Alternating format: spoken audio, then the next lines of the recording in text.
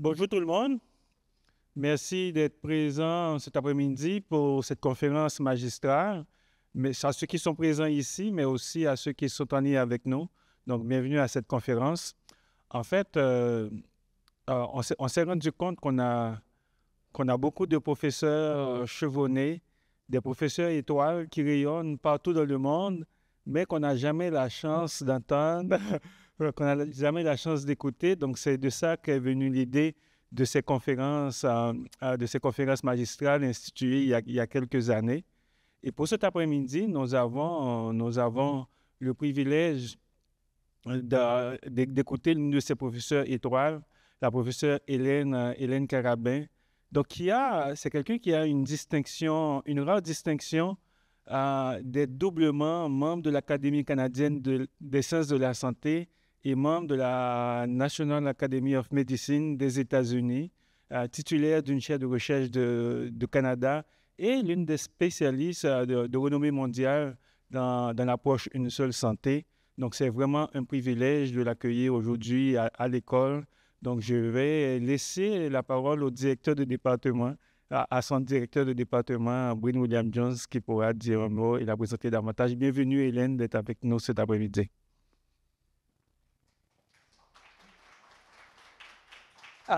Carl a largement tout dit sur Hélène. Ce que je vais ajouter, c'est un collègue qui est à la base en médecine vétérinaire et un exemple de collaboration interfacultaire extrêmement riche. Donc, à la fois en médecine vétérinaire et en santé publique. Et c'est un exemple de comment différents secteurs doivent travailler ensemble et peuvent contribuer énormément. Donc, son travail en épidémiologie, en terrain, dans un contexte de santé mondiale, dans un contexte d'épidémiologie, d'être impliqué dans ces différents secteurs et domaines, à la fois dans la recherche, dans l'enseignement, dans l'encadrement et dans l'implication dans nos programmes. J'ai hâte de l'entendre aujourd'hui. Tellement de belles opportunités pour échanger et de profiter de son expertise dans cet espace vraiment dynamique et multidisciplinaire.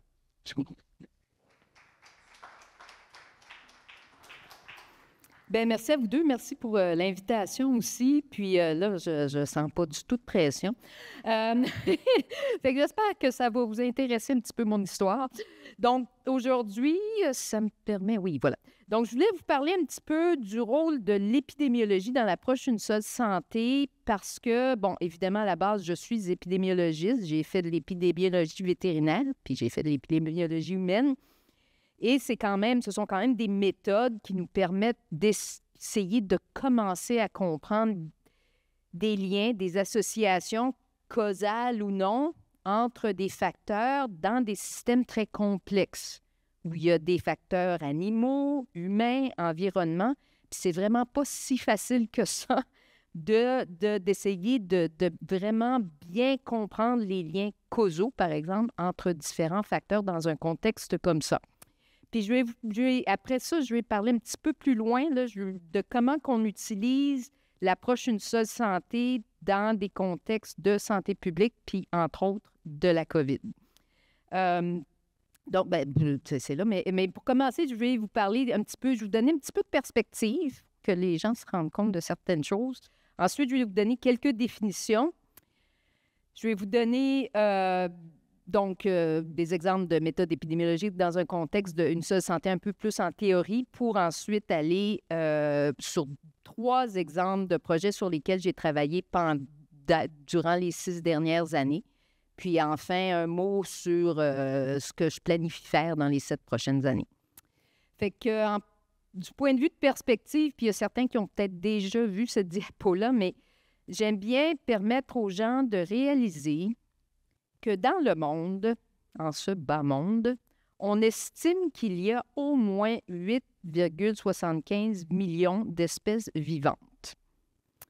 De ces espèces vivantes, il y a à peu près 2,16 millions d'espèces animales. De ces espèces animales, eh bien, l'humain en est qu'une. L'humain est une espèce vivante sur une estimation de 8,75. Il y en a probablement pas mal plus.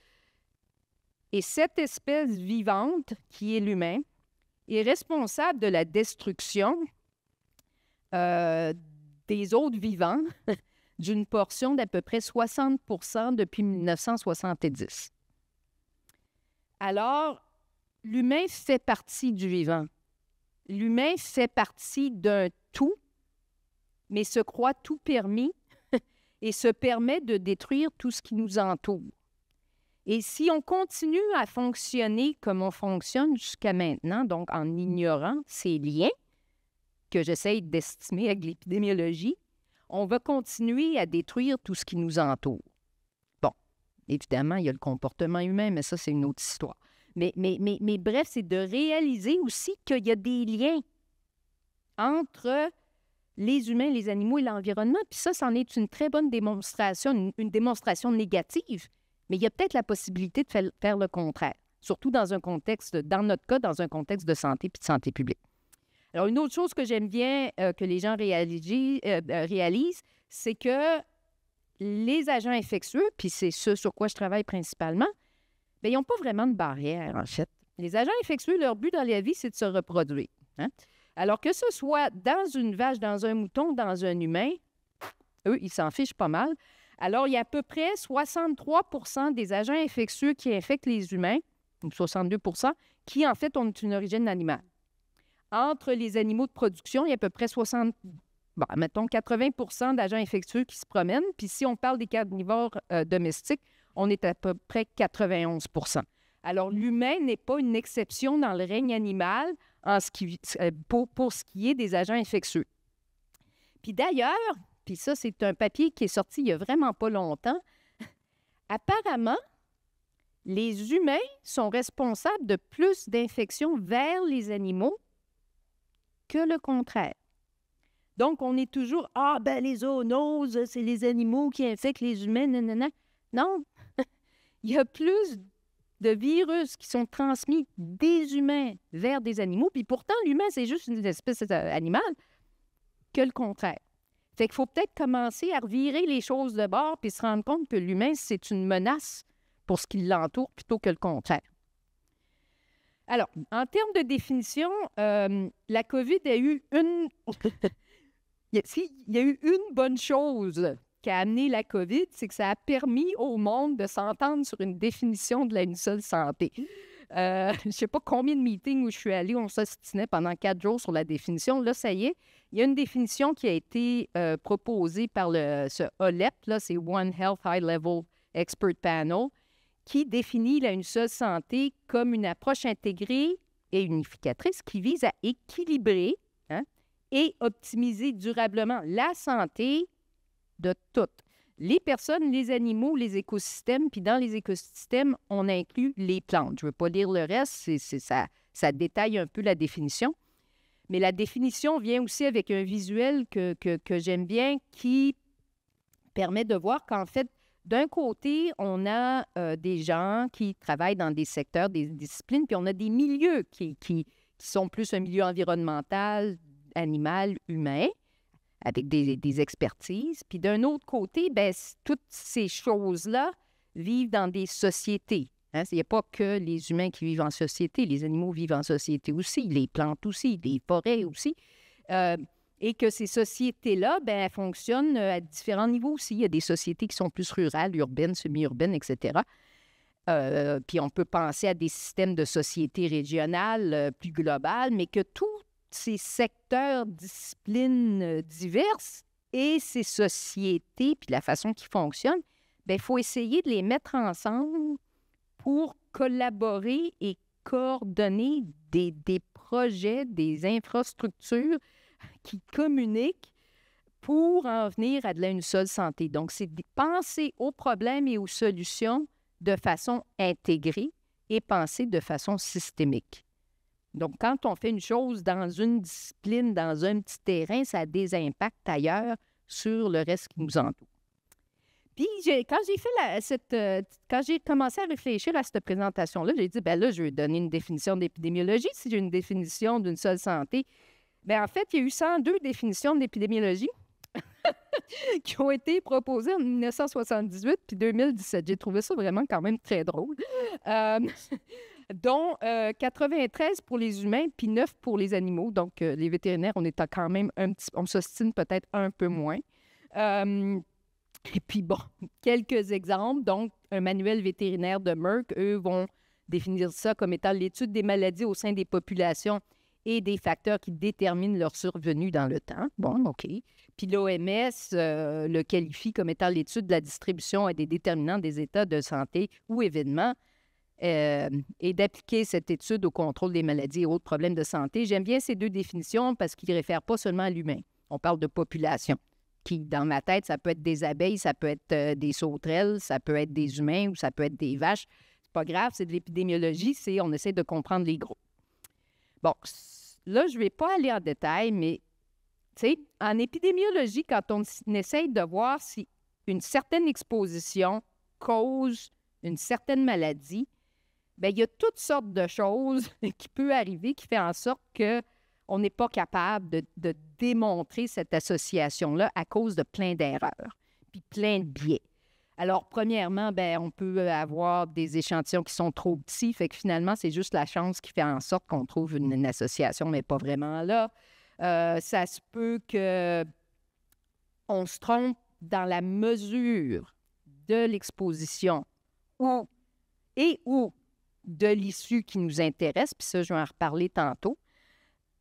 Ou encore, il y a un autre facteur qui fait en sorte que ça mélange cette association-là, un biais de confusion. Ou encore, on sélectionne nos populations, le monde dans notre étude qui fait en sorte que les associations sont mélangées.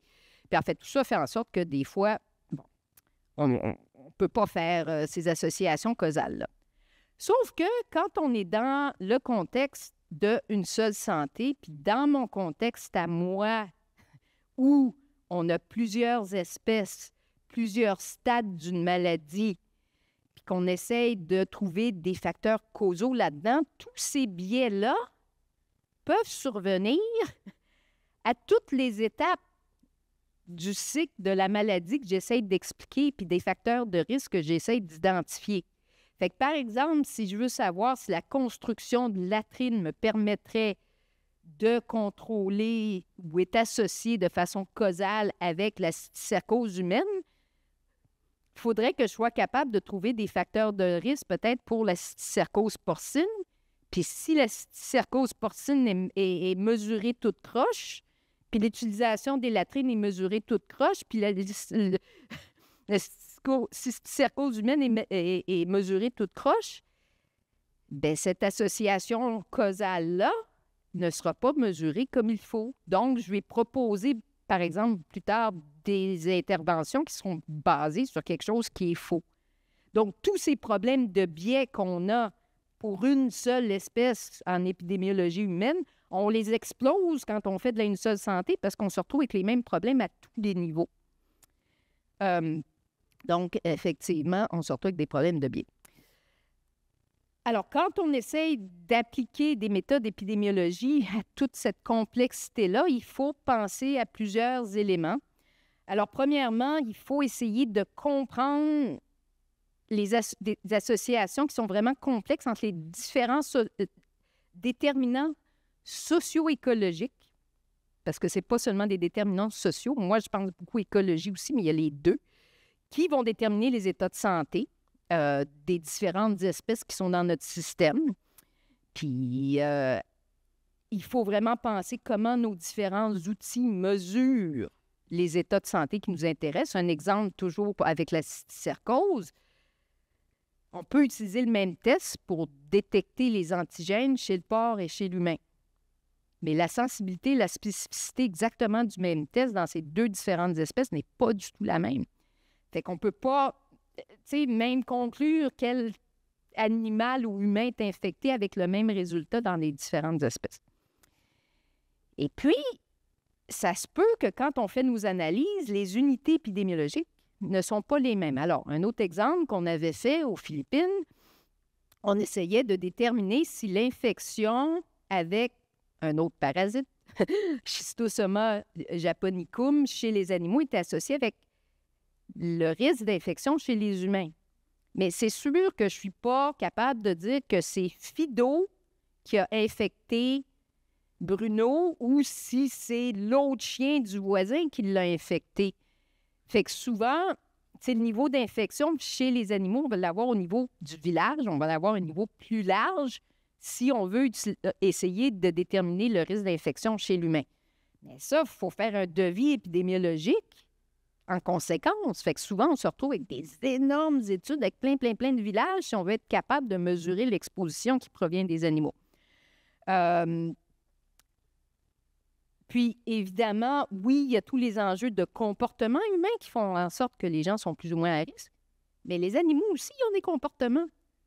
Par exemple, toujours la cysticercose, les porcs mâles tendent à se promener plus que les plus jeunes ou que les femelles. Donc, on va avoir plus de probabilité de s'infecter avec des œufs parasitaires que des porcelets qui sont sous leur mère ou des truies qui ont des petits avec eux autres. Fait qu'il y a plein de trucs de comportement animaux aussi qu'on doit prendre en considération. Puis, bien évidemment, comme dans n'importe quel projet en santé publique, il faut engager avec des parties prenantes qui comprennent les systèmes. Puis, dans les milieux où j'ai travaillé en Afrique et tout ça, les gens comprennent tellement la santé plus que nous autres parce qu'ils la vivent tous les jours. Puis, ils comprennent les liens entre les animaux, les humains, l'environnement, la météo, les changements climatiques, etc. Donc, en les consultant, souvent, on peut trouver des solutions puis penser à des choses qu'il faudrait mesurer que nous, derrière nos bureaux, on n'aurait pas pensé. Et puis, il faut penser système que toutes ces choses-là peuvent s'entrechoquer. Ça, évidemment, je ne veux pas aller dans les détails, c'est beaucoup trop petit, mais on a publié un article quand on était en train de penser à un programme de PhD en une seule santé à l'Université de Montréal et essayer d'identifier quels sont les éléments qui ne sont pas assez couverts dans les programmes existants. Puis ce qui manquait, c'était effectivement beaucoup de pensée systémique et beaucoup d'éléments plus des déterminants écologiques de la santé. Les déterminants sociaux de la santé, ça, on les connaît bien, mais les déterminants écologiques et aussi de les appliquer à la santé animale, pas seulement à la santé humaine. Fait qu'en tout cas, encore une fois, je n'irai pas dans les détails, là.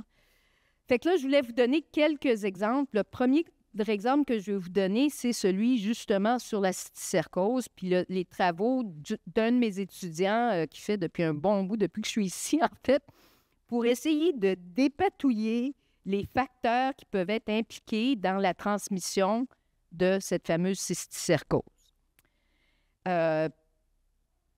Puis, après ça, l'autre exemple, je vais revenir. Alors, la cysticercose, qu'est-ce que c'est? Bien, c'est le ver solitaire. Je ne sais pas s'il y a des gens qui en ont déjà entendu parler. C'est un parasite, c'est un seul parasite, hermaphrodite. Les gens, ils en ont juste un, peut faire jusqu'à 3 mètres, sont infectés pendant à peu près 1 an en général. Puis, il y a plein de petits mini-segments du ver qui est plat. Puis, quand les gens défèquent à l'air libre, bien, dans chaque petit segment, il peut y avoir des dizaines, des centaines de milliers d'œufs parasitaires qui se retrouvent dans l'environnement. Fait que c'est pour ça que j'ai une belle photo de quelqu'un qui défèque à l'air libre et qui va contaminer l'environnement. Ces œufs parasitaires, en général, sont consommés par les porcs. Mais c'est merveilleux. Les porcs sont hyper écologiques parce qu'ils vont manger la merde humaine puis ils vont grandir, ils vont faire de la viande, ils vont faire du jambon avec. Non, mais moi, je trouve ça cool. Sauf que, ben, il y a des maladies, puis ça fait en sorte que le jambon se retrouve avec des grains de riz. C'est pas des riz, c'est des œufs parasitaires. Que quand les gens consomment la viande mal cuite, ben, ils vont se réinfecter avec le ver. Bon. Ça, dans le fond, ça pose pas tant de problèmes que ça. Le monde, ils ont un peu mal au ventre avec un ver de 3 mètres dans le ventre, mais souvent, il y en a d'autres vers en même temps. C'est que celui-là, il n'est pas si pire. Puis les porcs, bien, ils peuvent se promener. Tu sais, j'ai vu des porcs, il y avait une quantité de kisses dans cet animal-là, c'était incroyable, puis ils en ont plein dans la tête en plus. Puis ils se promènent, puis ils n'ont pas de problème. Ils vont peut-être être un petit peu moins gros, mais à part ça, il n'y a pas énormément de différence. Faut que ça, c'est pas bien grave. Par contre, quand les humains s'infectent avec les œufs dans l'environnement d'autres humains, là, bien, le parasite va faire comme chez le porc. Il va se promener dans tous les tissus, puis il a tendance à aller dans le cerveau. Fait que la merveilleuse photo qui est à droite, là, c'est le cerveau plein de trous, là. Chaque trou, c'est un kyste parasitaire. Mais il y a des gens qui vont se promener avec ça, sans problème. Mais quand le parasite commence à mourir dans le cerveau, parce qu'il va finir par mourir, bien là, ça cause de l'inflammation, puis la majorité du temps, de l'épilepsie. Mais il y a aussi toute une autre panoplie de manifestations neurologiques qui surviennent avec ça. Et donc, c'est une cause qu'on pourrait prévenir, une cause 100%, c'est qu'on peut prévenir à 100% avec des interventions qui ne sont même pas pharmaceutiques. Puis dans certains pays, l'épilepsie, c'est encore excessivement stigmatisé. Puis dans ces cas-là, il n'y a pas de raison que ces gens-là soient malades. Fait qu'il faut qu'on soit capable de faire quelque chose. Et puis, bien, à gauche, c'est la carte de la distribution de... Non, c'est votre droite. De la cysticercose selon l'OMS. Donc, c'est pas mal partout dans les pays à revenus limités où il y a des ports, il va y avoir de la cysticercose. Fait que, oui, le problème, c'est qu'on a toujours notre problème de biais dans cette histoire-là. Fait que là, pour essayer d'identifier des variables de confusion pour lesquelles il faudrait ajuster dans nos analyses statistiques si on veut déterminer si, par exemple, l'utilisation des latrines est associée avec la cysticercose humaine. En épidémiologie, on nous dit de faire des graphes acycliques dirigés, n'est-ce pas? Ceux-ci nous permettent d'identifier les facteurs qui sont associés avec l'exposition et avec l'issue. Puis dans ces cas-là, bien, on ajuste pour la variable. Parfois, il y en a d'autres quand les flèches sont dans la mauvaise direction. En tout cas, on va les ajuster puis il ne faudrait pas. Fait qu'on essaye d'identifier avec ces figures-là les variables pour lesquelles il faudrait qu'on ajuste pour éviter que la mesure, enfin, l'association qu'on mesure n'est pas biaisée par la confusion.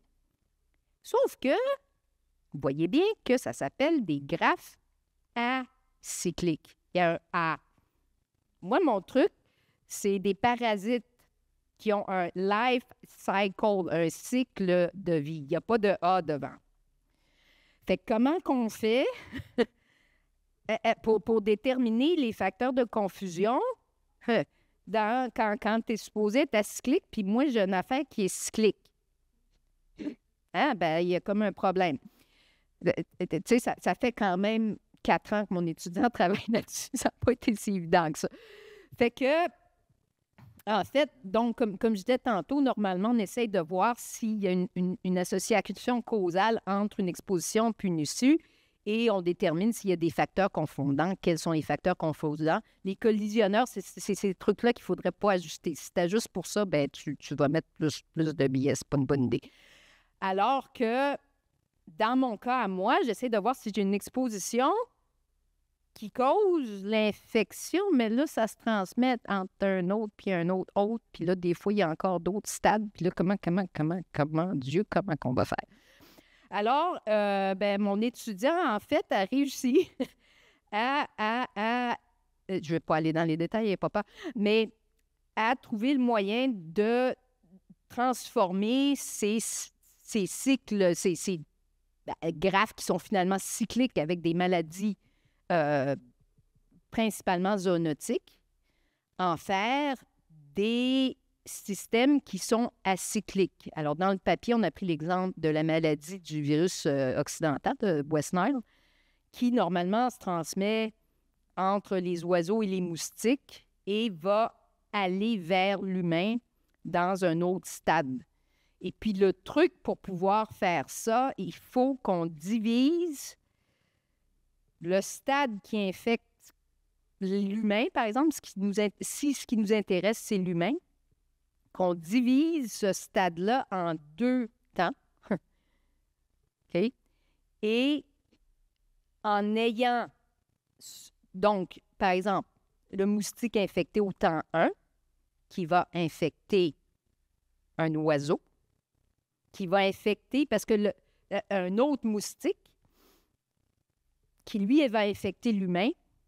C'est ce cycle-là qu'il va falloir qu'on utilise, sachant que pour atteindre l'humain, il faut qu'il y ait un oiseau d'infecté. Puis pour qu'il y ait un oiseau d'infecté, il faut qu'il y ait un premier stade de moustique infecté. Mais on ne fait pas tout le cycle. OK? Il n'y a plus de cycle en faisant ça. On va d'un moustique, c'est un moustique particulier, c'est un individu, un moustique, hein? Non? À un oiseau, à un moustique, à l'humain, on peut faire notre dague avec ça. Parce qu'il n'y a plus de cycle. On ne retourne pas de l'humain au moustique, puis le moustique qui ne retourne pas vers les oiseaux. Sinon, on ne pourrait pas le faire. Alors, sachant ça, on s'est dit, bien là, on va essayer de monter un dague pour la cysticercose, mais avec tous les éléments. Donc, l'élément du porc infecté, de l'humain avec le parasite dans le ventre et des œufs dans l'environnement. Puis après ça, de l'humain avec la cysticercose. Mais pour ça, il fallait qu'on fasse, on s'est dit, bien là, tant qu'à faire un dague, on va le faire comme il faut. Hein? Quelle bonne idée. On va faire une étude systématique de toutes les associations dans ce système-là. Hein? Alors, c'est ça, encore une fois, ça fait un petit bout de temps que je travaille là-dessus, mais on a identifié 2266 études, desquelles 159 ont été incluses, et ces 159 études, il y a 883 associations qui ont été évaluées pour leur qualité, parce que ce n'est pas toutes les études qui étaient valides, et la direction de l'association. Donc là, ça, c'est le waffle, c'est un graphe en gauche, ça doit s'appeler, qui résume un petit peu les régions des études en haut. Donc, la majorité ont été faites en Afrique. Puis en bas, c'est la qualité. La majorité, c'était pas très bonne qualité. Et puis, des bonnes qualités, c'était la minorité. Mais c'est très compliqué. Puis c'est pour ça que c'est pas de la super bonne qualité en général. Alors, ça, c'est le DAG, mais ça, c'est seulement les associations qui sont moyennes ou bonnes. Les pas bonnes ne sont même pas là-dedans. Je vous ai épargné le DAG de toutes les associations. Mais ça, on est capable d'évaluer avec ça pour quelles variables il faudrait ajuster pour mesurer l'association causale entre, par exemple, ne pas laisser les porcs se promener partout et la cysticercose humaine.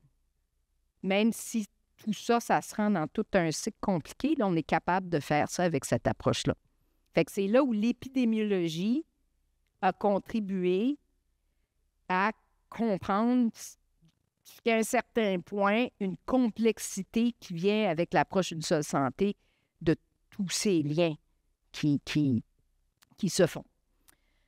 Alors, à quoi ça sert tout ça? Bien, ça nous permet de déterminer, donc, comme je dis, un set minimum de variables pour lesquelles il faut contrôler, mais ça permet aussi, tu sais, si on commence une étude, à se dire, bien, quelles variables faudrait que je mesure pour pouvoir les ajuster.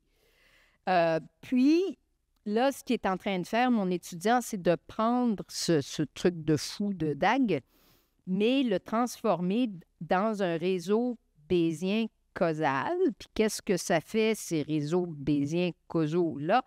Bien, ça permet d'évaluer l'effet qu'aurait la modification d'un des facteurs impliqués. Donc, par exemple, améliorer l'utilisation des latrines, garder les porcs en enclos, quoique des fois, c'est pas faisable. Mais, alors qu'il va survenir plusieurs étapes avant l'infection des humains dans ce cycle compliqué. Puis ça nous permet même de faire des estimations de coût-efficacité, de coût-bénéfice, d'alternatives, de stratégies de contrôle et de prédire où on serait mieux de mettre notre argent puis qu'est-ce qui risque d'être plus coût-bénéfice. Donc, là, on en est là. C'est assez compliqué, mais c'est vraiment intéressant parce que c'est vraiment de la méthodo-épidémio-statistique. Là, je regarde Marie-Pierre, mais on est un petit peu entre les deux. Fait que c'était le premier exemple que je voulais vous donner. Puis le deuxième exemple, bien, dans ma chaire d'origine, j'étais supposée juste faire de la parasito. Enfin, appliquer de l'épidémiologie aux maladies parasitaires zoonotiques. Mais ce qu'il y a, c'est que je suis arrivée à l'automne 2018, puis au printemps 2020, hein? Il y a la COVID qui est tombée, c'est une maladie d'origine animale, c'est une zoonose, on avait besoin d'épidémiologistes, il y avait plein de choses à comprendre. Fait que, puis, on en est venu à penser aussi, bien, est-ce qu'on aurait pu le détecter plus tôt, ce truc-là? Que valent nos systèmes de surveillance pour détecter potentiellement des nouvelles maladies en émergence qui souvent sont zoonotiques? Il y a 75 des maladies en émergence qui sont zoonotiques. Bon, bien, est-ce qu'on fait une bonne job pour les identifier? Pas nécessairement. Est-ce qu'on pourrait améliorer ça, puis comment? Fait que là, on a un grand groupe. Là, je ne devais pas nous nommer quelqu'un, mais c'était très, très transdisciplinaire. Du monde en sciences politiques, en anthropologie, en bioinformatique, qui se sont mis ensemble pour essayer de commencer à penser à ça. Fait que le contexte, c'est que il y a le premier cas ou les premiers problèmes avec la COVID ont été rapportés en Chine sur un réseau social. Mais ça n'a pas été attrapé à ce moment-là, puis après, ils ont barré ça vite aussi, là. Mais c'était pas la première fois que c'était arrivé. Il y a des études qui avaient été faites avant la COVID qui avaient montré qu'en fait, que Twitter pouvait être utilisé pour détecter la survenue de cas d'influenza aviaire que les éleveurs mettaient dans leur système. Fait que, ben, il y a peut-être quelque chose là. Puis c'était intéressant parce que les exemples étaient sur l'influenza aviaire. Que maintenant, ben, c'est drôle, il y a des cas chez les humains. Hein? Fait qu'il y a quelque chose là qui se passe. Alors, ma collègue Erin Rees, qui est à l'Agence de santé publique du Canada, avec qui on avait déjà commencé à faire toutes sortes d'affaires, elle s'est dit, ben, coudonc, on va commencer à télécharger des tweets. Le 21 janvier 2020, elle a demandé à son étudiant, sais-tu, tous les jours, tu vas télécharger les tweets au Canada. Ce qui fait en sorte que cet étudiant s'est retrouvé à télécharger 281 487 148 tweets entre le 21 janvier 2020 et le 23 août 2021. Tu sais, ça s'appelle du big data, je pense. Puis pourquoi on a fait ça? C'est parce que il y a un truc au Canada qui s'appelle le Réseau mondial d'information en santé publique. Je ne sais pas si vous le connaissez, mais en tout cas, ce système-là existe depuis les années 90. Puis l'idée, c'est un outil de surveillance qui est basé sur les événements. Donc, il va aller chercher traditionnellement avec des médias traditionnels, des journaux en ligne ou pas, des articles qui vont dire « Ah oui, il y a un cas bizarre dans tel hôpital, à tel endroit, blablabla. » Et ces articles-là rentrent dans une espèce de système qui est semi-automatique, basé sur des mots-clés puis des scores de pertinence qui sont ensuite revus par des analystes qui vont déterminer si c'est quelque chose d'inquiétant ou pas. Puis si c'est quelque chose d'inquiétant, bien là, il va y avoir des analyses plus poussées et ils vont décider s'il y a une alerte à faire qui est ensuite évaluée par des gens à l'Agence de santé publique pour dire, bon, ben là, il faut faire de quoi ou pas. Et cet outil-là, en fait, est utilisé à travers le monde depuis 1997. Et ils avaient détecté, en fait, en décembre 2019, ils avaient détecté un problème en Chine. Mais les gens plus haut à l'Agence de santé publique avaient décidé que de pas le mettre, de ne pas poser l'alerte. Donc, ils l'ont posé pas aussitôt qu'il aurait pu. C'est qu'en tout cas, ceux-là, on tombe dans la politique, ça, c'est pas mon affaire. Il y a d'autres mondes qui étudient ça, c'est pas moi. Oui. Fait que là, ce qu'on s'est dit, c'est, bien, peut-être que si on ajoutait à ce système des données qui viennent du grand public, qui proviennent de Twitter ou d'autres réseaux sociaux personnels, peut-être qu'on permettrait d'améliorer le système, GFIN, là, Mais il faudrait savoir, si ça peut marcher, puis si les données qui proviennent des réseaux sociaux, on sait qu'il y a pas mal de trucs pas très valides là-dedans, là. C'est même faisable d'utiliser ça pour de l'information, pour déterminer des alertes ou pas. Fait que ça, c'était la question numéro 1. Puis, question, en tout cas, ça c'est l'exemple. Donc, on pourrait peut-être détecter. L'autre question, c'est est-ce qu'on peut détecter les choses beaucoup plus rapidement? Parce que souvent, c'est sûr que ce qui se retrouve dans le journal, ça risque de prendre plus de temps que le médecin qui va mettre quelque chose sur Twitter ou même un patient qui se dit « Ah, je me sens vraiment pas bien » ou quelque chose comme ça. Fait que ça, c'était l'autre question. Est-ce qu'on peut détecter ça plus vite? Troisième question, c'est, tant qu'à ça, est-ce qu'on pourrait mettre des données de surveillance animale là-dedans qui nous permettraient de combiner de l'information, même à la limite de réseaux sociaux, sur les maladies animales ou encore de surveillance animale ou tout ça pour permettre de détecter des zoonoses en émergence plus rapidement. Alors, pour faire tout ça, pour toutes ces questions-là, là, il a fallu qu'on fasse plusieurs études avec plusieurs objectifs, toujours en ayant en tête d'améliorer la surveillance basée sur les événements. Fait que la première chose, c'était de voir, comment fonctionnent les systèmes de surveillance animale et est-ce que ça fait du sens que les gens qui travaillent en santé animale partagent leurs données avec un autre système? Est-ce que c'est même, est-ce qu'ils accepteraient de faire une chose pareille? Puis dans un cas où on a pu attraper une maladie en émergence très rapidement, qu'est-ce qui s'est passé? Fait qu'on avait une étude de cas, puis je vais en parler dans une minute. La deuxième chose, ce serait de voir, c'est quoi les barrières et les opportunités pour incorporer des données des réseaux sociaux dans le système de surveillance.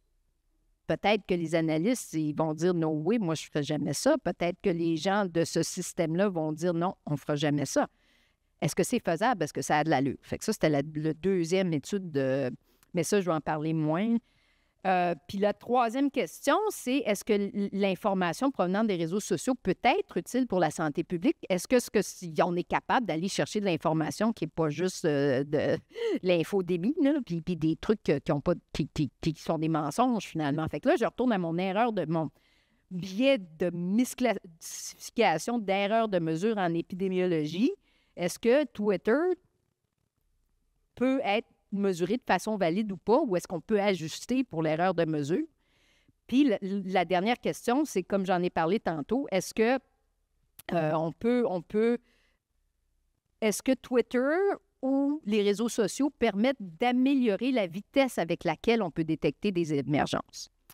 Fait que tout ça, tous ces travaux-là ont été faits pendant la COVID avec la recherche subventionnée par les IRSC, Programme canadien sur la sûreté et sécurité, puis les Laboratoires Canada, ASPC, et puis un petit peu ma CRC aussi. Donc, c'est un gros melting pot. Fait que qu'est-ce qu'on a fait au départ? C'est de cartographier les flux de communication lors d'une crise en une seule santé. Alors, ce qu'on a fait, on a regardé un cas humain d'influenza porcin. Puis on a fait des revues documentaires semi-structurées. Puis on a sélectionné nos participants avec des boules de neige, recrutement en chaîne, etc., et des analyses descriptives et thématiques. Alors, ça, c'est le système de surveillance d'influenza en Alberta quand il y a eu le cas chez un humain. OK? Il y a juste eu un cas. Fait que là, je vais passer au travers de tout ça, mais non. OK?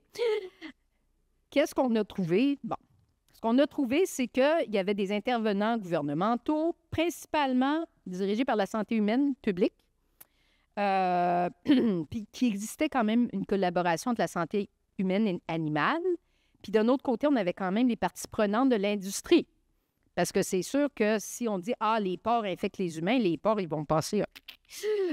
puis les gens pourront plus exporter les porcs, pourront plus les vendre. Puis ça a des conséquences énormes pour l'agriculture. Mais ce qui a permis le flot d'informations dans ce cas-là, c'est que, bon, l'information était disponible. Il y avait de l'information de surveillance dans les deux, chez les humains et chez les porcs. Puis il y avait des liens préexistants. Il y avait des liens de confiance entre des gens qui se connaissaient déjà, qui savaient qu'ils pouvaient s'appeler, puis qu'ils feraient les bonnes choses. Puis il y avait un Public Health Veterinarian. Puis ça, apparemment, ça a été vraiment ce qui a permis une réponse très rapide puis beaucoup de confiance entre les différents joueurs. Puis finalement, l'influenza, c'est une maladie à déclaration obligatoire quand c'est un cas zoonotique chez un humain, ce qui a beaucoup facilité les choses aussi. Puis je vais juste faire mention d'une des choses qu'un des participants a dit, parce que j'ai trouvé ça vraiment intéressant. Puis ça, on s'entend, on a fait cette étude-là, je pense, en 2022. Alors, votre perspective est la propagation de la transmission du porc à l'homme. Mais je pense que ce qui se produit le plus souvent, c'est la propagation de l'homme au porc. Je ne pensais pas, blablabla, que nous puissions nous rapprocher de ce point avant de commencer à réfléchir aux dangers que représentent les humains pour la santé des porcs. Vous vous rappelez ce que j'ai dit tantôt? Mais ça, cette étude-là n'était pas encore sortie quand ils m'ont dit ça. Fait que pour qu'il y ait participation entre surveillance de santé animale et santé humaine, il faut que l'information aille dans les deux sens. Les gens se font confiance, puis que ce n'est pas toute l'information qui va être pour la santé humaine. Ça ne fonctionnera pas. Donc, les recommandations qu'on a faites, c'est qu'il faut engager les acteurs de la santé publique, qu'il faut collaborer avec différents acteurs de santé animale. Le CMIZ, c'est la communauté des maladies en émergence et zoonotiques, qui est à l'ASIA, à l'Agence de santé à l'Agence de l'inspection des aliments du Canada, et puis qu'il faudrait plus d'expertise dans le réseau de surveillance. Il faut investir dans des liens de confiance. Puis une façon de faire ça, puis ça, j'en ai parlé la semaine dernière, c'est faire des exercices de simulation ou de zoonose ou de crise qui seraient transsectorielles pour que les gens apprennent à se connaître à l'avance. Puis apprennent à se tisser des liens pour que s'il y a un problème, les gens répondent plus vite. Et puis au plus long terme, d'essayer d'intégrer de la surveillance de santé animale dans la santé publique et de la santé publique dans la santé animale, des deux bords, puis là, ça risque de mieux marcher. Puis là, la prochaine question, mais ça, je pense que je vais passer, là, vu le temps, je vais accélérer un peu. Tout ce que je voulais dire là-dessus, c'est que au niveau des barrières pour les réseaux sociaux dans GFIN, dans ce programme de surveillance des événements, c'est encore compliqué. À savoir que c'est pas tout le monde qui fait trop confiance aux médias sociaux, puis c'est normal. Et les gestionnaires ne sont pas encore trop ouverts, encore, moi j'ai le droit de le dire, à ce que les réseaux sociaux aillent dans ce système-là. Puis de la même manière, pour la Une seule santé, ils ont peur qu'il y ait encore trop... Ils ont déjà beaucoup d'informations à gérer. Ils ont peur que si on introduit de l'information sur la santé animale, bien, ils vont être débordés. Alors, au lieu de dire, bon, ben, investir dans plus de monde, c'est comme, ah, non, on ne peut pas le faire. Mais on a fait les recommandations, on va voir ce que ça donne. Puis on espère que ça va pouvoir s'améliorer, mais ça pourrait être d'autres systèmes basés sur les événements. C'est pas obligé d'être celui-là. Donc, ça, je vais passer parce que j'aimerais ça vous parler de nos réseaux sociaux. Fait que... une des questions qu'on avait, c'est, bon, là, on parle d'utiliser Twitter pour la santé publique, mais est-ce que Twitter, ça sert à quelque chose? Est-ce que ça reflète ce que les gens font vraiment? Alors, pendant la COVID, entre septembre 2020 et mars 2022, on a fait des enquêtes avec Angus Reid toutes les 2 semaines, sauf certaines périodes, pendant 27 cycles, pour demander à 40 000 répondants s'ils avaient utilisé Twitter, des réseaux sociaux, dans les 2 semaines précédentes. Puis s'ils avaient utilisé Twitter, est-ce qu'ils y avaient tweeté à propos de la COVID, puis à propos des mesures de santé publique. Puis dans les mesures, quand ils avaient tweeté à propos des mesures de santé publique, est-ce que leur tweet était positif ou négatif? Puis en parallèle, on demandait, est-ce que vous portez le masque en public? Est-ce que vous respectez les directives de distanciation sociale? Est-ce que vous êtes fait vacciner? Comme ça, on était capable, au niveau individuel, d'associer ce que les gens déclarent avoir mis sur Twitter, puis ce qu'ils font en vrai. Puis c'était le but parce qu'il n'y avait pas eu une seule étude qui avait fait ça au niveau individuel jusqu'à maintenant. Alors, qu'est-ce qu'on a vu? C'est qu'il y a à peu près 21 % des Canadiens en général qui utilisaient Twitter, mais il y avait énormément de variations, énormément d'une province à l'autre, chez les femmes, chez les hommes, selon l'âge, selon la descendance. Donc, c'est vraiment, vraiment pas distribué de façon égale là, dans les différentes populations. Des personnes qui utilisaient Twitter, à peu près 30 % avaient tweeté sur la COVID. Et encore une fois, ceux qui avaient tweeté sur la COVID, il y avait des distributions socio-démographiques qui n'étaient vraiment pas la même que la population canadienne générale. Fait que ça, déjà, c'est important. Quand on regarde Twitter, on ne regarde pas les Canadiens. OK? On regarde du monde vraiment particulier. Deuxième chose, c'est qu'en général, l'adhérence au Canada était quand même pas mal bonne.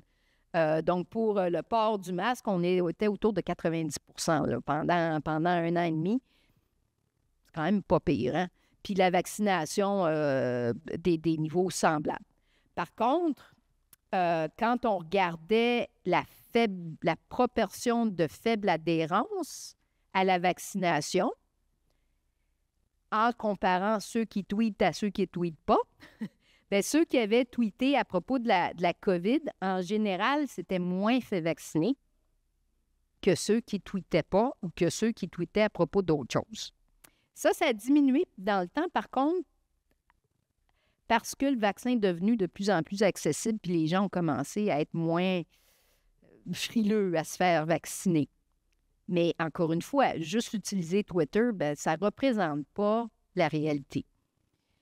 Puis l'autre chose qu'on a faite ensuite, c'est est-ce que les bottines suivent les tweets? Ben non.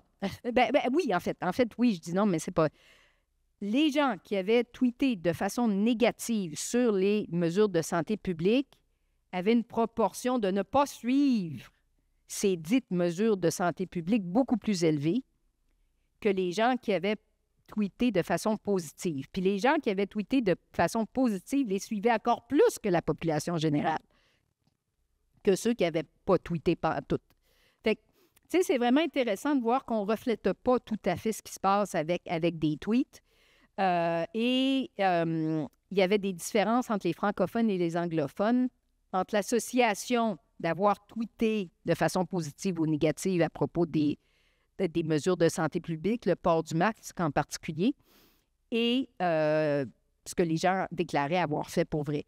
Fait que chez les francophones, quand ils tweetent de façon négative, sont vraiment en maudit. Okay? Puis ils mettent vraiment pas le masque, beaucoup plus que chez les anglophones.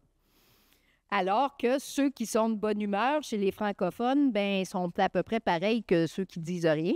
Alors que chez les anglophones, quand ils sont positifs, ils sont vraiment, vraiment positifs. OK? Fait qu'en tout cas, tout ça pour dire que Twitter, ouais, bon, jusqu'à un certain point.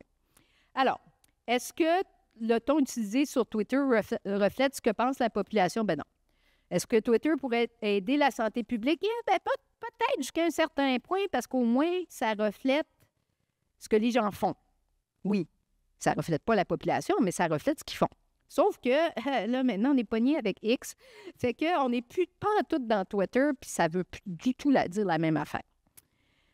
Mais on a quand même continué nos réflexions, puis on s'est dit, est-ce que le ton dans les réseaux sociaux peut être mesuré par l'intelligence artificielle?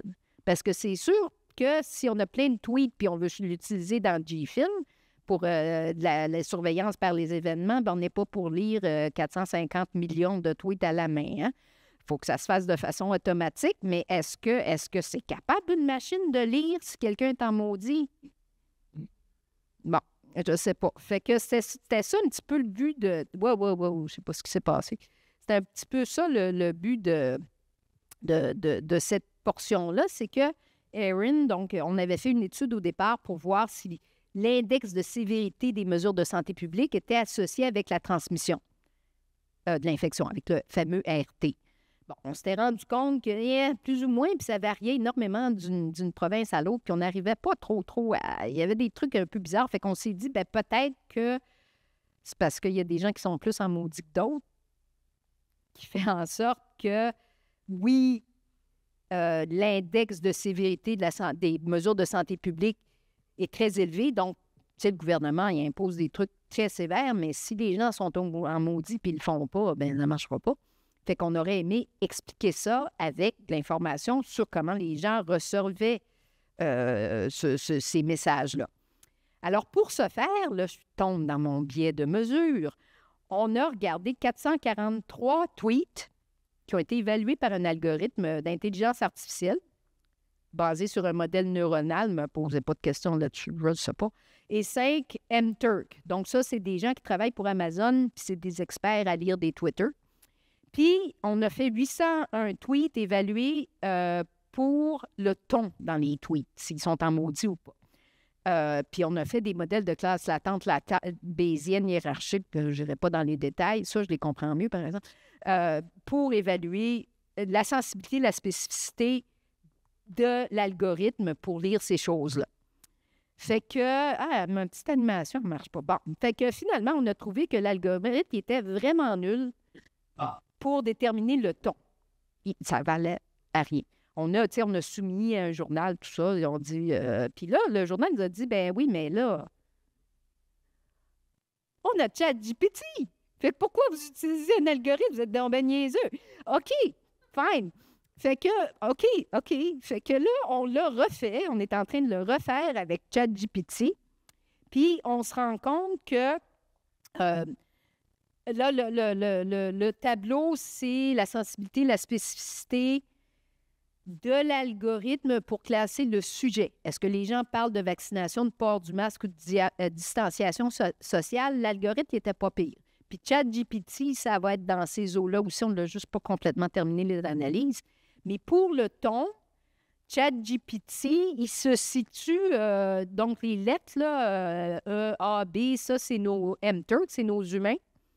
Puis ChatGPT, bien, il se situe pas trop loin des humains. Fait que ChatGPT arrive à lire le ton des tweets beaucoup, beaucoup mieux qu'un algorithme qui avait été développé par le passé.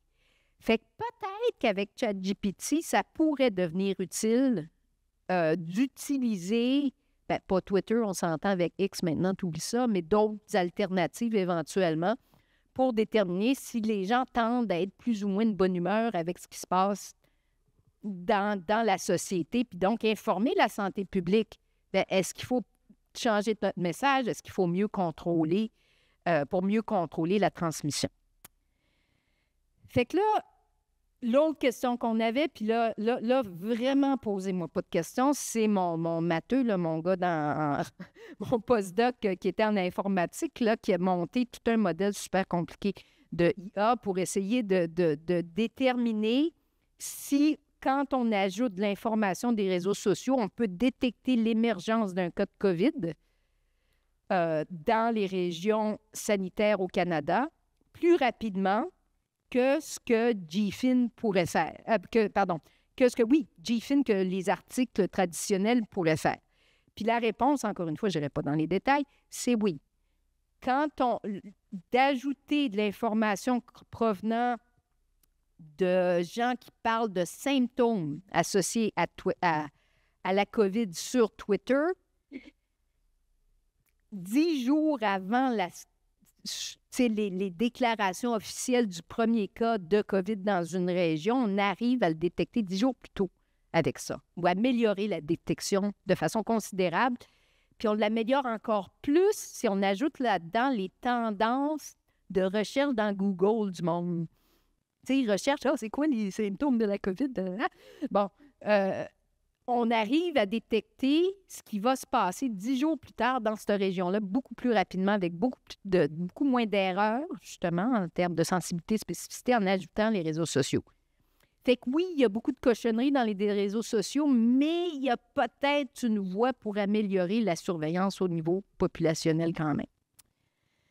Fait que les prochaines étapes, là, on veut voir si la proportion de tweets peuvent expliquer la variation de l'association entre l'index de rigueur dont je vous ai parlé tantôt puis les mesures de santé publique et le RT.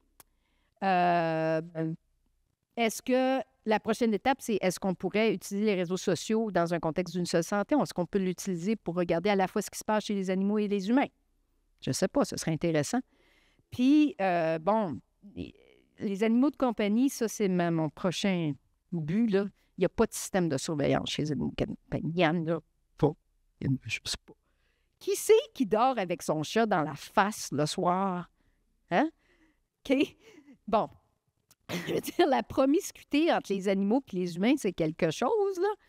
Il n'y a pas de système de surveillance pour les maladies infectieuses ou n'importe quoi pour les animaux de compagnie. Bon, bien, peut-être qu'il va nous falloir des solutions alternatives. Est-ce que les réseaux sociaux pourraient être une solution alternative? Peut-être. Les réseaux sociaux de vétérinaires? Peut-être. Donc, en tout cas, ça, peut-être dans le futur, c'est le genre de choses que j'aimerais faire. J'aimerais vraiment vous parler de mes chiens. J'ai achalé de monde avec mes chiens pendant la COVID, que les chiens pouvaient détecter la COVID. On a eu finalement un financement pour essayer de voir si les chiens peuvent détecter la COVID.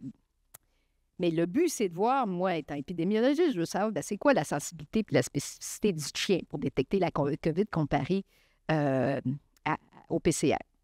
Fait qu'on a finalement réussi à faire une étude.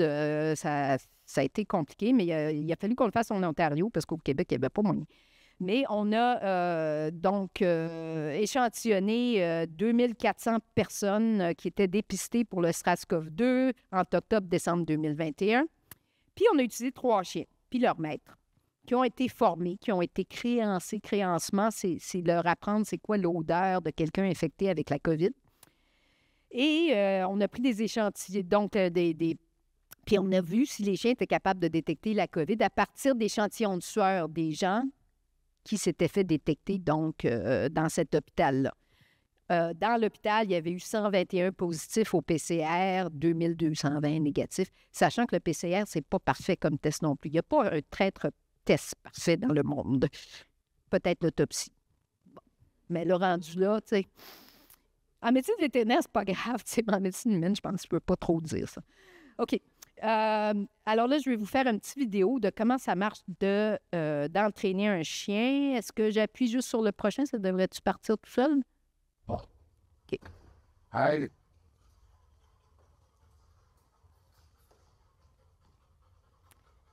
Fait que la première chose, il faut apprendre aux chiens. Est-ce que le son... Yes, sir!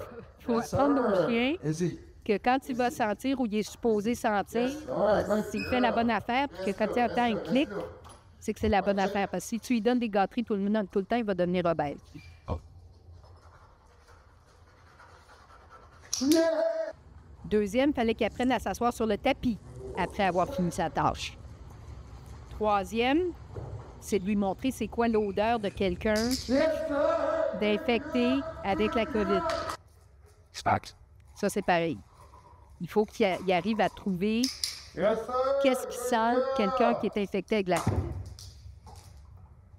COVID. Fait que la récompense, c'est une babale pour pas qu'il devienne obèse. Voilà, c'est une autre trouvé. Puis après ça, il faut qu'il apprenne à pas... S'il sent la COVID, qu'il n'arrête pas là, il faut qu'il fasse toute la ligne d'échantillons qui est supposée renouveler. Mais c'est long, là, le chien, il faut qu'il comprenne tout. Et voilà.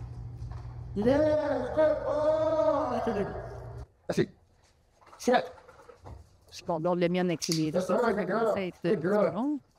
OK, back away, sweat. Yes, sir. Assis. Dinner beef. Good son. Yes, sir. Right there. I know. Okay, back away. Yes, sir. I'll go work, sweat. Yes, sir. What that? Oh, just... Puis oui, puis après ça, il faut lui faire une ligne où il n'y en a pas de positif. Puis que le chien comprenne que s'il ne trouve rien, il gagne qu'un maître. Il va le récompenser quand il ne trouve rien. See. Go work. That's it. Puis là, à la fin, ben là, c'était de vraiment détecter, de voir jusqu'à quel point le chien il était capable de détecter quand le maître, il ne sait pas. Il est où l'échantillon. Puis là, c'est devenu compliqué. Yes, sir. Good girl. Yes, sir. That's it. Some people look sweat. Yes, sir. Good girl. Good girl. Yes, sir. Hold it back to sweat. Check it. Yes, sir. Good job. Good girl. Yes, sir. I think the fire rings. I go one, and when one, sweat. Ouais. Check. Ouais, là, il ne savait pas, lui. Check. C'est une ligne négative. What? Sweat. Where's sweat? Check it. Check it. Check it. Where's that sweat? Come on. Where's sweat? Is there a sweat? Look at my sweat. You sweat. Yes, sir. Good girl. Oh, what? Sweat. Check. Check. Check. Fix it. Where's sweat? You sweat. Look at my sweat. Yes, sir. Good girl. Hein? Good girl. Bon. Dans l'aveugle, là, on n'a pas pu terminer parce que le maître chien s'est un petit peu découragé de ne pas savoir lui-même où étaient les échantillons. Alors, au bout d'un moment, il s'est dit, moi, je fais plus ça, je ne sais pas, il est où. Mais écoute, non, mais c'était vraiment pas facile, là, parce que les chiens étaient quand même bien formés, ils ont fait une bonne job. Fait que là, la prochaine question, c'est justement, est-ce que les chiens font bien leur job? Fait que si on prend une analyse normale que tout le monde fait, puis on regarde, bon, quels étaient les échantillons positifs, quels étaient les échantillons négatifs, puis comment les évaluateurs ont évalué si le chien l'a détecté ou pas, puis on met tout ça ensemble, on a une sensibilité de 81, puis on suppose que le PCR est parfait. On trouve une sensibilité de 81 puis une spécificité de 78 des chiens. C'est quand même pas si pire. Sauf que, ben, un, le PCR n'est pas parfait. Deux, vous avez vu les vidéos, là. Il y avait des observateurs qui étaient à distance, qui regardaient les films de ça, puis qui déterminaient quel échantillon était positif ou non selon le comportement du chien. Et puis, ils écoutaient les vidéos avec et sans son. Pourquoi? Parce qu'au final, ce qu'on aurait aimé faire, c'est justement utiliser de l'intelligence artificielle pour que les vidéos puissent être lues de façon automatique. Mais là, on avait un humain qui les lisait. Bien ça, l'humain lui-même a un impact sur la réponse de ce qui se passe. Fait que c'est une variable qu'il faut prendre en compte. Le fait d'avoir le son, c'était une variable qu'il fallait prendre en compte. Puis il y a le chien lui-même qui devait être pris en compte. On avait 3 chiens. Un bébé, pas mal, un chiot. Un petit peu plus jeune, moins expérimenté, puis la berger allemande, là, Trixie, de toute calme, là, puis beaucoup d'expérience. Puis on avait 2 autres choses vraiment importantes, c'est qu'il y a des échantillons, puisqu'on avait seulement une centaine de positifs, il y a des échantillons de certains individus qui ont été reniflés plusieurs fois par le chien, ou de la même personne plusieurs fois. On n'avait pas le choix, on n'avait pas assez. Ça, il faut le prendre en compte, sinon nos mesures ne sont pas correctes. Et dans certains cas, la vidéo avait pu être visionnée plus qu'une fois. Puis ça aussi, ça va influencer la réponse. Fait que quand on a pris tout ça en compte, bien, on s'est retrouvé avec une sensibilité du chien de 52 puis une spécificité de 70 Mais dans la littérature, les gens, ils ne font pas ça. C'est jamais pris en compte. Puis, tu sais, au début, on disait « Ah, les chiens sont extraordinaires, sont merveilleux, dadada. » Si on ne fait pas les analyses statistiques appropriées pour le devis qui est derrière, puis souvent dans les études, ils n'expliquent même pas toutes les étapes, ils n'expliquent même pas toutes ces variables-là, ça fait en sorte qu'on peut utiliser un outil de détection qui, dans ce cas-là, est un chien, qui finalement n'est pas aussi bon que ce qu'on prétend. Puis là, bien, on peut faire plein d'erreurs, puis dire on va dépister COVID avant de laisser les gens aller dans un concert, par exemple, avec des chiens. Puis on va être complètement à côté de la chaîne. Fait qu'en tout cas, encore une fois, comment des mesures épidémiologiques peuvent aider dans ce cas-là, parce que les chiens, bon, c'est pas tout à fait de la santé, une seule santé, mais c'est quand même des chiens, peuvent contribuer de ce côté-là. Fait que, en conclusion, la complexité, ça peut engendrer beaucoup de biais, mais il faut qu'on apprenne à les contrer, ces biais-là, les ajuster. On peut essayer d'ajuster les erreurs de mesure avec différentes méthodes et des devis épidémiologiques, mais plus ça devient complexe, plus c'est compliqué, mais c'est faisable. Puis il faut absolument, tu sais, quand on essaie de faire de la surveillance, bien, on ne peut pas faire ça tout seul. Il faut qu'on soit dans des groupes avec des parties prenantes pour comprendre comment que ça marche, surtout pour le contrôle des zoonoses puis la surveillance. Fait que là, je suis en train de préparer le renouvellement de ma chaire de recherche qui doit être remise dans 2 semaines.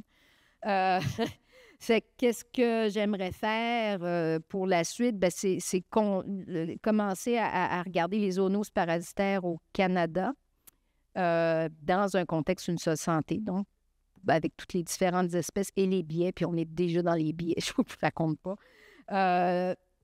Parler de cette absence de surveillance des zoonoses chez les petits animaux, chez les animaux de compagnie, parce que pour la sécurité nationale même, c'est un gros problème. La majorité des tests se font à l'étranger maintenant, les tests diagnostiques, puis ça devient la propriété des Américains. Puis on est en train, là, depuis la semaine dernière, de mettre en place une cohorte, une seule santé pour faire de la surveillance dans des fermes au Québec, d'humains, animaux, environnement, tout en même temps, pour toutes sortes de choses. On va commencer avec le H5N1, avec l'influenza, mais ça pourrait être des contaminants, ça pourrait être plein d'autres choses. Fait qu'on est vraiment content de pouvoir commencer ça. Puis mon cœur étant dans les pays à faible revenu, bien, continue à travailler sur l'erreur de classification dans ma cysticiarcose, puis tous des trucs méthodologiques de ce côté-là. On a un projet au Sénégal, au Burkina Faso, sur les zoonoses en général, puis il y a plein d'aspects assez compliqués où l'épidémiologie va pouvoir aider. Donc là, je n'ai pas le temps de trop en parler, mais on est là-dedans en ce moment. Et une autre chose que j'aimerais vraiment, vraiment faire, c'est évaluer l'impact des changements climatiques sur les zoonoses, mais dans les pays pauvres, à faible revenu, dont on parle très peu. Et les femmes et les filles sont particulièrement affectées par les changements climatiques, surtout les agricultrices dans les pays à faible revenu. Puis si on pouvait faire quelque chose, tu sais, pour changer un petit peu cette tendance-là, bien, ça me motive, puis j'espère qu'on va réussir à faire quelque chose. Alors voilà, avez-vous des questions?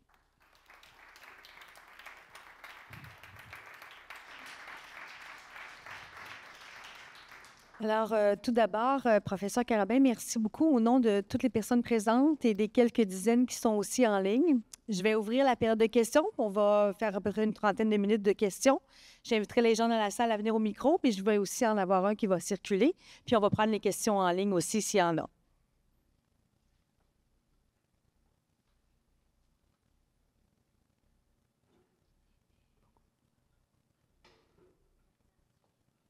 Merci, Hélène. C'était très intéressant. Puis je me demandais à un moment donné si j'avais pas raté mon calling. Puis j'aurais bien aimé aller entraîner des chiens. J'aurais regardé cette vidéo-là pendant 1 heure, mais bon, c'est un détail. J'ai une question par rapport à vos travaux sur Twitter. Oui. Là, tu nous as dit, dans le fond, 10 jours avant, il aurait été possible de détecter un signal. Oui. Oui. Mais moi, ma question, c'est là, si tu savais qu'il y avait quelque chose, fait que tu étais capable de le détecter. Mais en ce moment, là, dans un truc comme ça, est-ce qu'il n'y a pas tellement de bruit que n'importe quoi pourrait sonner l'alarme? C'est quoi le feeling que tu as par rapport à des prochaines l'émergence de prochaines différentes... Ah oui, c'est vraiment une super bonne question. Je pense qu'effectivement, il faut qu'on ait une idée de ce que c'est. À savoir, il faut que tu aies une idée, est-ce que ce sont des symptômes respiratoires sévères? Puis là, tu pourrais te dire que, bien là, il se passe quelque chose à ce place-là, même si tu ne sais pas exactement ce que c'est. Ou ça pourrait être même des choses, tu sais, au début du VIH, les gens ne savaient pas ce que c'était, mais ça pourrait être de nos jours, tu sais, si c'était survenu de nos jours, ce serait des gens qui ont des lésions cutanées un peu bizarres, des cancers de Kaposi qui n'ont pas d'allure. Peut-être qu'une chose comme ça aurait permis de voir où ça commençait à émerger dans différents endroits. Mais si tu n'as aucune idée des symptômes, bien, ça ne sert à rien, je pense. Là, on s'entend, là. Sauf si, tu sais, nos cas de figure, ah, ben c'est drôle, hein? Mon chat, il a de la diarrhée, mon chien, il vomit, puis mon kid aussi. Tu sais, peut-être dans ce contexte-là, on serait capable de détecter des zoonoses si on s'y mettait vraiment. Puis il y a d'autres formes de réseaux sociaux. Une chose que je mentionne souvent, c'est au tout début de la COVID. Bon, moi, je fais partie du groupe Facebook vétérinaire du Québec. Puis j'ai une amie avec qui j'ai étudié, en fait, qui avait mis, alors ça devait être vraiment début 2020, le fait qu'elle avait un chat qui avait des symptômes respiratoires. Puis elle dit, c'est drôle, hein, son propriétaire, elle vient d'être diagnostiquée avec la COVID. Alors déjà, elle avait entrevu le fait que les chats pourraient être infectés. Puis effectivement, les chats ont été largement infectés par les humains. Un autre exemple, toujours dans ce truc dans Facebook, il y a une vétérinaire qui a mis une merveilleuse photo de vomi de chiot avec des vers dedans, des parasites. Puis, elle a eu l'idée de faire tester ces parasites-là, puis c'était du Bellis ascaris. Qu'est-ce que c'est du Bellis ascaris? C'est des vers qui infectent les ratons laveurs, mais qui peuvent aller dans le cerveau des humains, un petit peu comme masticercose. Mais ça, c'était dans une ruelle de Montréal. Puis le chiot était dans une famille avec des enfants, puis tout ça. Mais, tu sais, ce genre de choses-là, peut-être qu'il y en a d'autres cas dans la ruelle. Peut-être qu'on pourrait regarder s'il y a des enfants qui font de l'épilepsie, peut-être qu'il y a des enfants qui ont des problèmes neurologiques qui viennent de survenir, qui nous permettraient de faire ce type de recherche-là. Mais si tu n'as aucune idée de ce que c'est, pense que t'es fort de bol, là. Je pense qu'il n'y a pas grand-chose à faire. Parfait. On a une question en ligne aussi. Une personne demande, est-ce que détecter une maladie comme la COVID 10 jours avant peut avoir un impact significatif sur la morbidité et la mortalité de cette maladie? La mortalité peut-être, si on pouvait... ça dépend où on en est dans la pandémie, évidemment, mais s'il y a des médicaments qui permettent de diminuer les symptômes, s'ils sont donnés tôt dans le développement de la maladie, peut-être.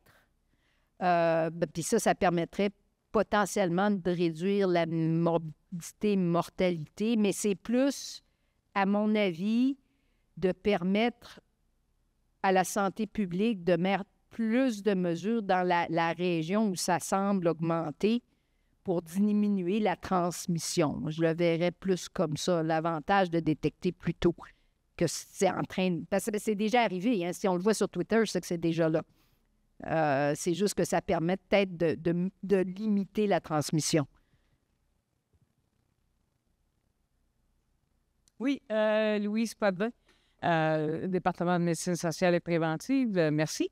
Il y a quelque chose qui ne fit pas dans ce que j'ai entendu. Il y a une contradiction dans les termes, à mon avis. Approche systémique, une seule santé, puis épidémiologie. Pour moi, ça ne fit pas ensemble parce que approche systémique, c'est mettre l'accent sur les interactions. Puis l'épidémiologie, à partir de 2 interactions, ça ne marche plus. D'une interaction à deux niveaux. À 3 niveaux, là, ça ne marche plus. À 4, on oublie ça.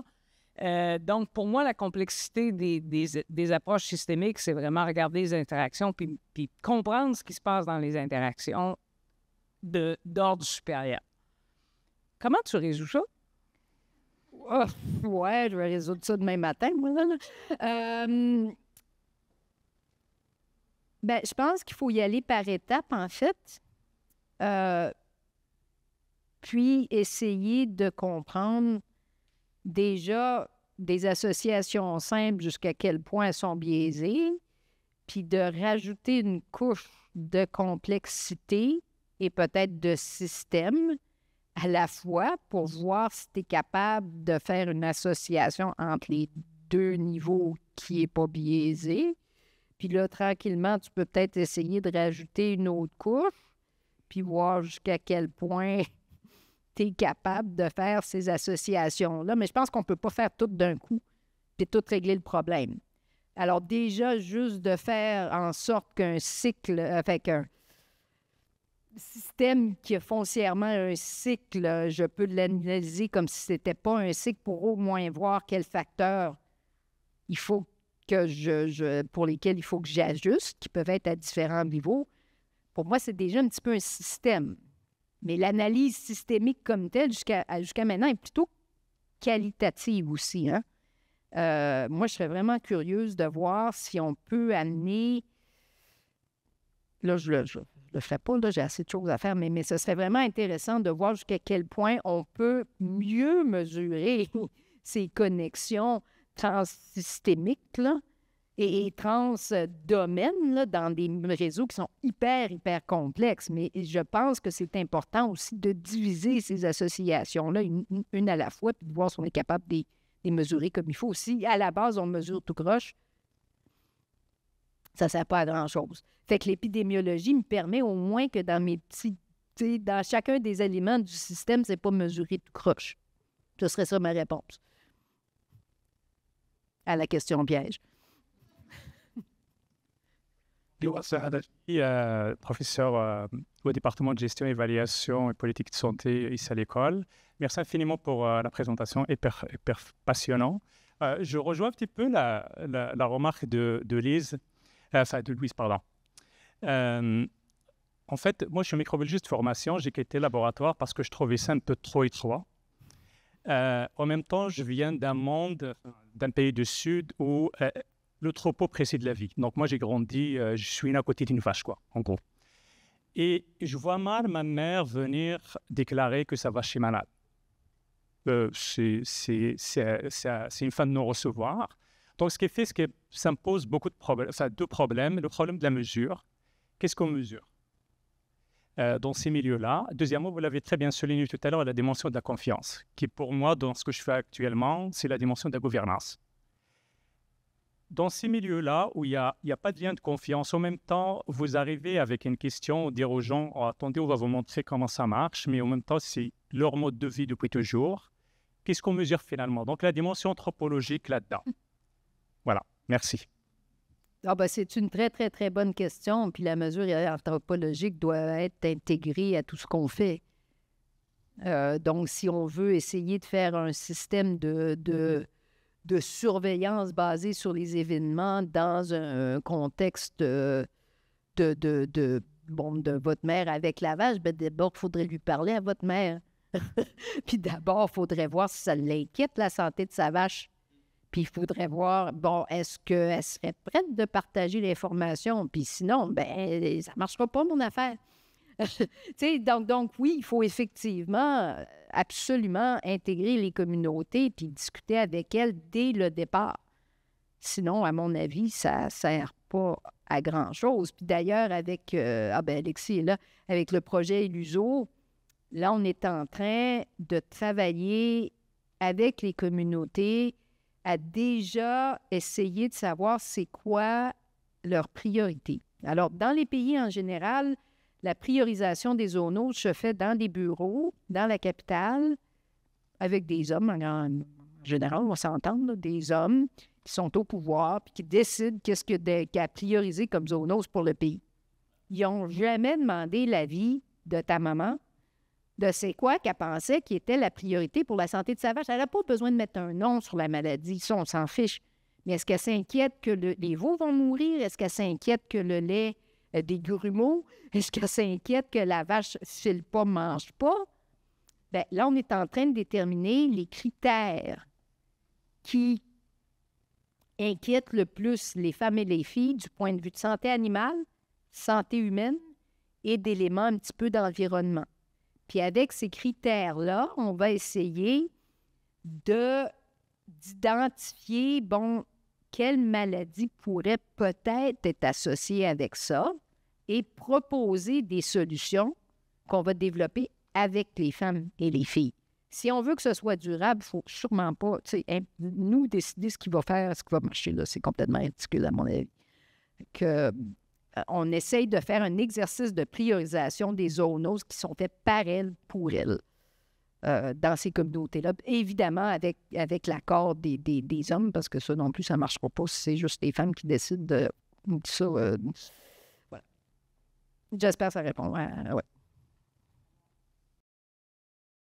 On a une autre question en ligne. Une personne qui dit « J'aimerais savoir si vous envisagez d'établir le projet Illuso, justement, en Côte d'Ivoire, et quels sont les pathogènes zoonotiques recherchés dans ce projet? » Ah ben il n'y en a pas encore. Je réponds à la deuxième question en premier. Des agents zoonotiques, justement, je pense que je viens juste d'y répondre. On va essayer de trouver ce que c'est. en parlant aux femmes. Puis ça va peut-être être des groupes d'agents zoonotiques, tu sais, ça va peut-être être les maladies respiratoires en général, puis on peut essayer d'avoir des approches de contrôle qui vont marcher pour plusieurs agents. Tu sais, on n'est pas obligé de mettre un nom sur l'agent zoonotique. On veut essayer de régler plus les problèmes, les symptômes, les manifestations de ce qui peut être des zoonoses. Puis si ça se trouve, ce ne sera même pas des zoonoses, mais c'est pas grave. L'important, c'est d'améliorer le rendement pour les femmes parce qu'elles utilisent les profits de ça pour nourrir leurs enfants, pour envoyer les enfants à l'école, puis pour voir les médecins, payer des frais médicaux. Puis le premier élément, c'était à Côte d'Ivoire. Oui. S'il peut me trouver de l'argent pour y aller, on va y aller, hein, Alexis? Non, à ce moment, on a le financement pour le Burkina et le Sénégal, mais moi, je veux bien y aller partout en Afrique de l'Ouest.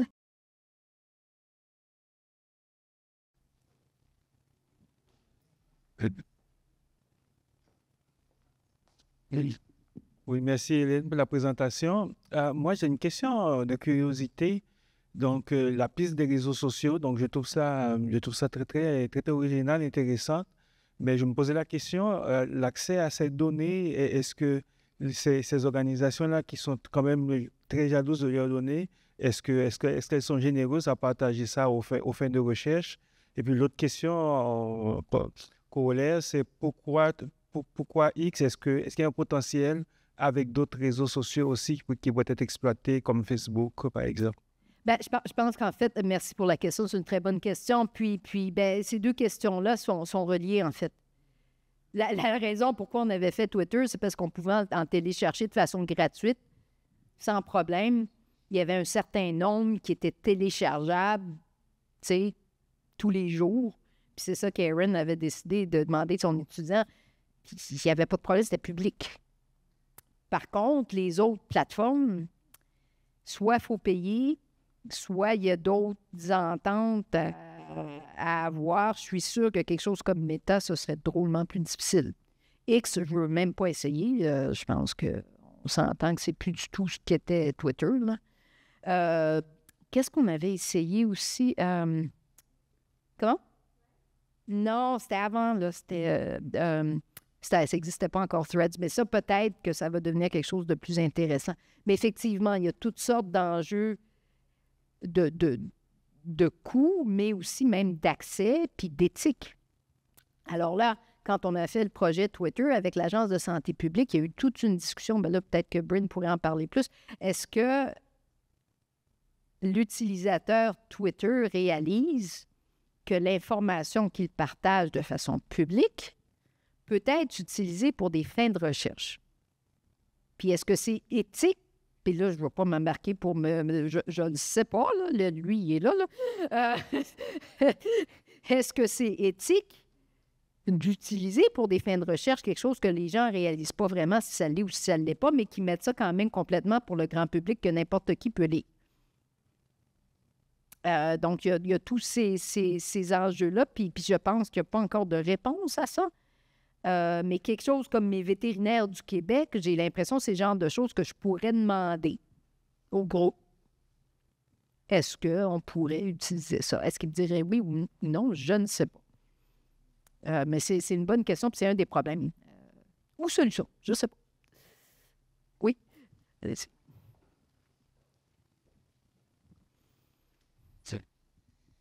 Merci beaucoup pour la présentation. Je me demande, j'essaie de formuler ça dans une réponse claire, une question claire, mais si vous avez déjà vu ou utilisé comme un moyen de citizen science pour tout justement faire un monitoring de santé, soit de personnes ou d'animaux. Je dis ça parce que j'ai travaillé un petit bout avec des peuples autochtones ici au Canada et ils mettaient en marche à cause du fait que tout le monde se promène avec leur téléphone partout. Ouais. Maintenant, ça donne des moyens assez faciles de dire « Ah oui, moi j'ai vu une vache qui... clique. » Ça rentre dans une base de données centralisée où on peut comme commencer à avoir des... ça donne des indications peut-être plus claires qu'un Twitter, surtout Oui. dans les pays en voie de développement. Oui. Oui, bien ça a été fait justement, c'est ça, en pays pauvres. Là, il y a certains pays où ils ont commencé à faire des projets comme ça pour une seule santé, où ils demandent aux gens de noter ça. Par contre, il y a un corollaire, puis ici, par exemple, ou ailleurs, il faut faire attention de ne pas nécessairement identifier où se situe un cas, particulièrement une maladie à déclaration obligatoire pour des animaux de production au Canada. Parce que, si c'est une maladie à déclaration obligatoire, parfois, il faut complètement dépopuler la ferme. Puis, dépendamment de la maladie, il est possible que ça arrête complètement l'exportation de cette espèce animale-là au niveau commercial pour tout le Canada. Donc, la raison pour laquelle la Grande-Bretagne a décidé de brûler des milliers de moutons, c'est pas parce qu'il n'y avait pas de vaccin. Il y en a un vaccin contre la fièvre afteuse, puis il y en avait un à cette époque-là. C'est parce que ça aurait pris plus de temps de recouvrir le statut exempt de fièvre afteuse en vaccinant qu'en dépopulant. Bon. Alors, pour les maladies animales, c'est une business. Donc, il y a ces enjeux-là qui ne sont pas tout à fait les mêmes. Par contre, notre cohorte, une seule santé, là, on va essayer, on va vraiment engager des gens qui vont être prêts à participer avec nous, de regarder ça. Dans la première étape, on fait juste des anticorps à l'influenza. Fait que c'est pas grave, là, c'est des anticorps. Ils sont plus infectés, ces animaux-là, pas de problème. Mais pour d'autres maladies plus délicates, je ne sais pas si ça marcherait. C'est pas tout à fait la même chose. Il faudrait se pencher là-dessus, des conséquences de ça. Là. Puis d'ailleurs, Éluso, une chose qu'on essaye de faire, c'est ne pas nuire. Donc, le but ultime, c'est effectivement de peut-être, dans un deuxième temps, avoir des systèmes de surveillance, mais il ne faut pas que le système de surveillance fasse en sorte que la femme perde tous ses poulets. Si elle les perd, il faut que ce soit remplacé, puis il faut qu'il y ait un système en place pour qu'il soit remplacé. Fait que, tu sais... Bonjour, René Leblanc, étudiant au doctorat. J'avais une question au niveau de l'approche. On parle de zoonose puis de maladie. Donc, je me demande si le contraire est également étudié au niveau... On va prendre un exemple. Là. Le chien va boire dans de l'eau, dans une flaque, puis moi, je boirais dans cette flaque-là, c'est sûr que je tombe malade. Est-ce qu'on est en mesure d'étudier également à quel point les animaux ont des anticorps que nous, on n'a pas, puis qui pourraient être intéressants d'apprendre, découvrir, puis de voir comment ça peut mieux protéger également la santé de la population? Bien, je pense que ça se fait déjà, mais moi, je le ferais dans les deux sens. Là. Pour moi, la population, ça peut être protéger la population animale avec la population humaine. Mais oui, je crois que ça se fait déjà. Si je ne m'abuse, il y a de la recherche justement sur les anticorps, la réponse immunitaire des chauves-souris en particulier contre les virus. Puis apparemment, les chauves-souris sont très, très, très résistantes aux virus. Puis une des théories, puis je ne me rappelle plus exactement la biopathologie derrière ça, mais ce sont les seuls mammifères volants. Et le fait qu'ils volent font en sorte que des virus qui sont souvent qui peuvent être aérosols ou par gouttelettes, les chauves-souris se sont développées de telle sorte qu'elles ne tombent pas malades avec cette exposition au virus. Elles deviennent porteuses, mais elles ne développent pas les symptômes. Fait que oui, il y a toutes sortes de recherches de ces côtés-là. D'ailleurs, les vaccins qu'on a eus pour la COVID, les vaccins mRNA, là, ça a été développé en médecine vétérinaire au début. Puis ensuite, on les a appliqués chez les humains. Mais il y a plein... Il n'y a pas juste la médecine humaine, la médecine vétérinaire. Il y a la médecine, point barre. Puis l'humain, on n'est pas différent, là. Fait que tout ça, on peut échanger de l'information des deux côtés, là. Bien, peut-être c'est un bon segue à ma question. Je voulais juste d'abord te remercier, Hélène, pour ta passion scientifique. C'est toujours passionnant de te voir discuter de ton travail, ça me passionne. Donc, merci pour ça. Mais ma question est autour de quelque chose dont tu n'en as pas trop parlé, mais je sais que ça fait partie d'une seule santé, et c'est le monde des plantes. Ah oui. Puis là, je me demande, tu as parlé des biais, puis la complexité des biais, on parle des animaux, des humains, mais est-ce que quand on ajoute les plantes, le monde, la flore, ça augmente exponentiellement les biais? Et est-ce que c'est exponentiellement difficile? Et comment? Explique-nous un petit peu. Ça, c'est une bonne question, mais c'est pas une question facile. Écoute, moi, j'en ai jamais fait des plantes. Tout ce que je peux dire, par contre, c'est qu'évidemment, actuellement, il y a quand même de la recherche sur l'utilisation des antifongiques en agriculture. Puis comment ça fait en sorte que les plantes développent des résistances aux antifongiques qui ensuite se transmettent aux humains qui consomment ces plantes-là. Puis d'ailleurs, il y a de plus en plus de cas de gens dans les hôpitaux qui attrapent ces maladies fongiques-là puis qu'on ne peut plus traiter parce que les antifongiques ne fonctionnent plus. Là, je suis vraiment en terrain pas mal inconnu, là, mais je crois qu'ils utilisent quand même des modèles de transmission dynamique semblables à ceux qu'on fait en épidémiologie pour les maladies des plantes. Je sais juste pas tant comment ça marche, mais je suis... Tu sais, l'avantage, c'est que tu sais, le blé, il va pas aller manger des selles d'humains à 2 kilomètres plus loin. D'un autre côté, tu sais, il y a le vent. Je ne sais pas. Je sais juste pas, mais je suis sûre que c'est assez compliqué. Mais il y a sûrement moyen d'essayer de faire des liens, mais c'est vrai. Tu sais, si je reviens à la question de Louise, là tu es rendu dans ton système pas mal loin. Est-ce qu'on va me trouver des méthodes de faire ça? Je ne sais pas. Mais très, très bonne question. Mais oui, on néglige les plantes puis on ne devrait pas. Ça, je suis tout à fait d'accord. Est-ce que vous avez encore des questions? Emmanuel, est-ce qu'on a des questions en ligne? On avait une question un peu précise. Quelle peut être la contribution des chirurgiens dentistes dans la lutte contre les zoonoses? Ah! Hey, j'ai une réponse. Chirurgien, peut-être pas, mais dentiste, OK? Il y a eu des études qui ont démontré des agents, des bactéries résistantes aux antimicrobiens dans le tartre des humains qui étaient corrélés avec des agents antimicrobiens des agents résistants aux antimicrobiens dans leur tartre de leur chien. OK? Fait que détartrez-vous puis détartrez les animaux, vos chiens en même temps. Parce que ça se transmet quand même. Donc, l'hygiène buccale, puis veut pas, tiens, un autre. Oh, mon Dieu.